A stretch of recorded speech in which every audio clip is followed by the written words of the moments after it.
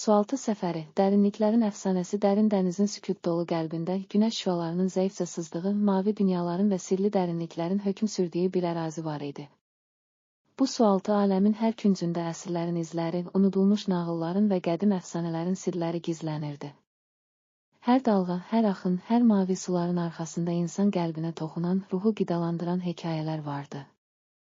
Hekayəmizin qəhrəmanı Leyla, gənc bir sualtı aliməsi və dərin suların kəşfiyyatçısı idi.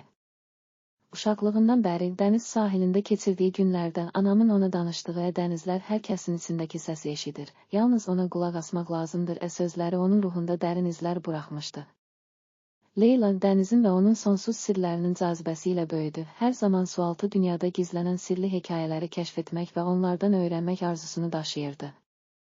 Bir gün günəşin ilk şüaları dənizin üzərində parıldayanda Leyla özündə böyük bir qərar verdi. O, artıq ancaq sahildə oynamaqla kifayətlənməyəcək, dərin sualtı aləminə enərək orada gizlənən sirləri tapmaq, unudulmuş əfsanələri öyrənmək və bəlkə də insanlığın uzun müddət itirdiyi dərin hikməti yenidən aşkar etmək istəyirdi. Qoluna keçmişdən qalan, anasının ona verdiyi köhnə dalğız maskasını, nəm bir dəftəri və sualtı xəritələrini götürdü və Sualtı Səfəri adlı böyük bir macəraya başladı. Leyla ilk olaraq dənizin səthindən dərindən enib, mavi suların altındakı zəngin həyatla tanış oldu. Onun ətrafını rəngarəng balıqlar, parıldayan mercan lifləri və hər küncdə gizlənmiş bitkilər bəzəyirdi. Hər balıq, hər mercan sanki min illik nağılları, keçmişin sirlərini və dərin hikmətləri danışırdı. Leyla bu aləmin sükutunda hər bir varlığın öz melodiyasını eşidirdi. O, dənizin səsi ilə öz hissəsinin bir-birinə qarışdığını, hər dalğanın, hər axının ona, hər kədərin, hər itkin arxasında yeni bir ümid var dediyini hiss edirdi. Dərinliklərə enərkən Leyla qədim bir məbədi kəşf etdi.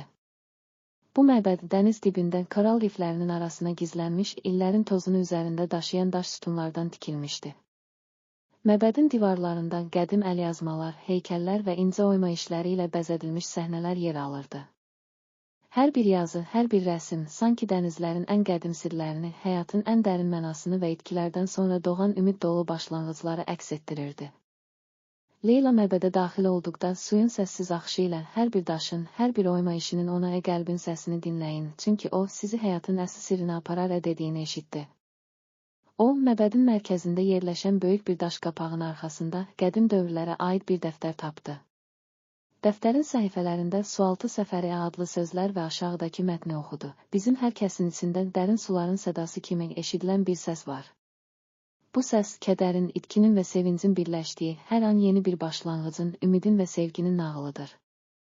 Onu qulaq asın, öz qəlbinizin sədasını eşidin, çünki dənizlərin səsi və həyatın əsl mənası sizin içinizdə gizlidir. Bu sözlər Leylanın ruhunu dərindən titrətdi. O, anladı ki, dənizlərin səsi yalnız təbiətin melodiyası deyil, həm də insanın, bəşəriyyətin içində doğan, səmimi, bəzən susqun, bəzən coşqun olan o səsin əksidir. Leyla məbədin divarlarında yazılmış hər bir sətiri, hər bir nağılı diqqətlə oxudu və orada tapdığı hikmət və ümid dolu mesajları öz ruhuna mənimsədi. Məbəddən çıxdıqdan sonra Leyla səyahətinə davam etdi. O, dərin sularda müxtəlif canlılarla, rəngarəng balıqlarla və təbiətin bütün möcüzələri ilə qarşılaşdı. Bir çox dəfə sualtı çayların axını ilə özünü aparan böyük dalğaların arasında o, öz içindəki səsi daha da aydın eşidirdi. Hər kədərin, hər itkin arxasında bir dərs, hər sevincin sonunda doğan ümidin dənizin sonsuz melodiyasında birləşdiyini hiss edirdi. Bu səyahət zamanı Leyla müxtəlif yerlərdə yaşayan sualtı sivilizasiyalarla da ünsiyyət qurdu. Bir qalaktikada əbədi suya adlandırılan bir sualtı krallığı tapdı. Bu krallığın sakinləri, qədim ənənələri və mədəniyyətləri ilə dənizin hər dalğasında doğan ümid və sevgi ilə yaşayırdılar. Onlar Leylaya dərin suların sədasını, hər kədərin arxasında gizlənən hikməti və itkilərdən sonra doğan yeni başlanğıcları izah etdilər. Onların dediklərinə görə hər kədər, hər itki, bunlar bizim ruhumuzun qanadlarıdır, biz onları qucaqlayır, hər an yeni bir nağıl yaradırıq. Leyla bu sözləri eşidərkən öz içindəki səsi daha da gücləndi və dərin, mistik bir hikmətin parıltısını tapdı. Zaman keçdikcə Leylanın səyahəti yalnız dənizlərin dərinliklərində baş vermədi, o, həm də sualtı vulkanların, qara dumanların və yanğın kimi parlayan maqma axınlarının sirlərini öyrəndi. Bu vulkanik bölgələr dənizin ən sərt və eyni zamanda ən gözəl mənzərələrindən birini təşkil edirdi.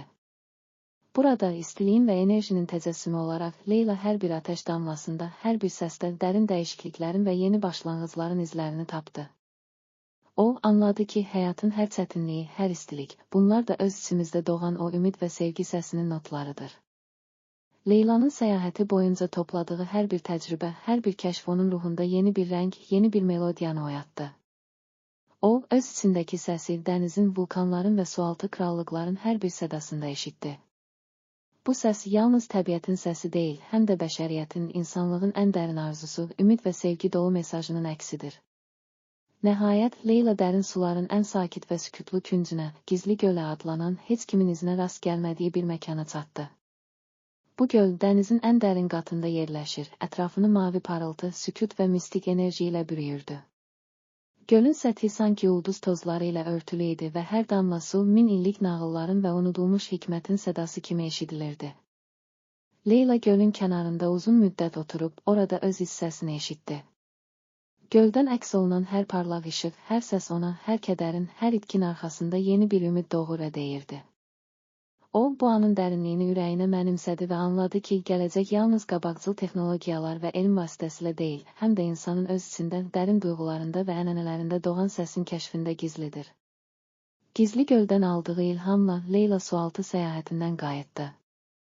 O, artıq yalnız dənizlərin, vulkanların və krallıqların sirlərini tapmamış, həm də öz içindəki səsi, hər kədərin və hər itkin arxasında gizlənən ümid dolu mesajı eşitmişdi. Kəndinə qayıtdıqda Leyla əldə etdiyi bütün hikmət və təcrübələri, yaşadığı dərin sirlər və eşitdiyi o səmimi melodiyanı bütün insanlarla bölüşmək arzusuyla dolu idi. Bir axşam kəndin meydanında ulduzların parlaqlığı altında böyük bir toplanış təşkil olundu. Kənd sakinləri, uşaqlar və gənclər Leylanın danışdığı hər sözü, dənizlərin sədasını, vulkanların istiliyini və gizli göldən eşidilən o dərin səsi diqqətlə dinləyirdilər. Leyla sakit, lakin güclü səs tonuyla belə dedi: "Əziz dostlar, hər kəsin içində dərin suların səsi kimi eşidilən bir melodiyamız var. Bu melodiyada hər kədərin, hər itkin və hər sevincin öz notası, hər acının arxasında doğan ümid var. Mən bu səyahətdə anladım ki, gələcək yalnız qabaqcıl elm və texnologiya ilə deyil, həm də bizim öz içimizdə, dərin duyğularımızda, ənənələrimizdə və ürəyimizin sədasında gizlidir. Biz yalnız öz iç səsimizi dinləsək, həyatın əsl mənasını, sevginin, inamın və ümidin dərinliyini kəşf edərik. Hər kədər bizə yeni bir başlanğıc bəxş edir, hər itki, sevincin, hər çətinlik isə bizim ruhumuzun qanadlarıdır." Bu sözlər kənd sakinlərinin qəlbində dərin izlər buraxdı. Artıq onlar yalnız gündəlik işlərlə məşğul olmurdu, hər kəs öz içindəki səsi tapmağa, keçmişin hikmətini mənimsəməyə və gələcəyə ümidlə baxmağa başladı. Məktəblərdə, evlərdə və ictimai toplantılarda Leylanın dedikləri, kəndin hər küncündə, hər ailənin ürəyində parlayan bir işıq kimi qaldı. Bir neçə il keçdikcə Leylanın sualtı səyahəti və öyrəndiyi hikmətlər, kəndin gəncləri arasında böyük bir inqilab yaradırdı.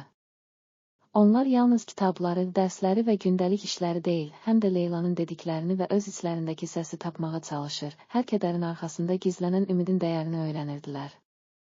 Gənclər, dənizlərin, vulkanların və gizli göldən eşidilən səsin hər bir notasında öz gələcəklərinə dair böyük arzular bəsləyir, öz nağıllarını, öz ümid dolu gələcəklərini yaradırdılar.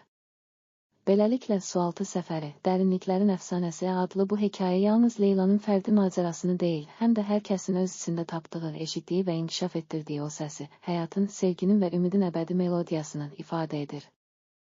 Biz, hər kəs, qaranlıq dərinliklərin, mavi suların və ulduz tozlu gecələrin sonunda öz hiss səsimizi eşidərək, həyatın bütün rənglərini, duyğularını və notlarını bir araya gətirərək, əbədi nağıllar yarada bilərik. Gələcək yalnız qabaqcıl elm və texnologiya vasitəsilə deyil, həm də bizim öz içimizdə, ən qədim ənənələrimizdə və ürəyimizin sədasında gizlidir. Biz yalnız ona qulaq asdıqca, hər kədərin, hər itkin arxasında gizlənən dərsi, hər sevincin sonunda doğan ümid dolu mesajı öyrənir və həyatın əsl mənasını kəşf edirik.